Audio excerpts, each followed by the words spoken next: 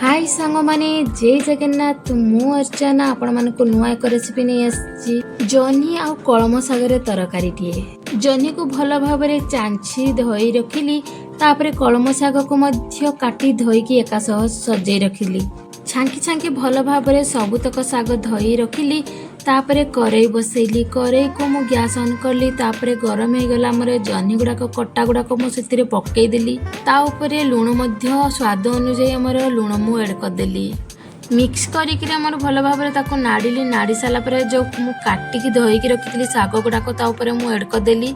किछि समय नाड़िला परे सिझीगला ये देखंतु पानी केमती बाला पानी गुड़ाक मरीगला परे ताको गोटे मु जगार मु बाहर कर नहीं आसिली पुणी ताको भल भाव में सफा करे को सरिष तेल रसुण लंका छेचा को मु सेथिरे ऐड कर देली नाड़ी नाड़ी आमर नाली हेबा पर्यंत भाजिली रसुण गुड़ाक आमर नाली हो गला तापरे जो सिझा साग गुड़ाक रखिली किछि समय पुणी नाड़िला पर आमर रेडी हो गला जन्ही कड़म साग साग तरकारी एही कड़म सागरे जन्ही टिके मिसई दंतु पाटिरु जम्मा भी छाड़बनी एमिति थरे खाइले बार बार खाइबा को इच्छा हेबो मो वीडियोटी आपण मानको जदि भल लागिथिबो ताले मो चैनल को सब्सक्राइब करबा को जमारू भूलिबेनी जदि भी बनेकी खांतु जदि भल लागथिबो लाइक कमेंट निश्चित करिवे।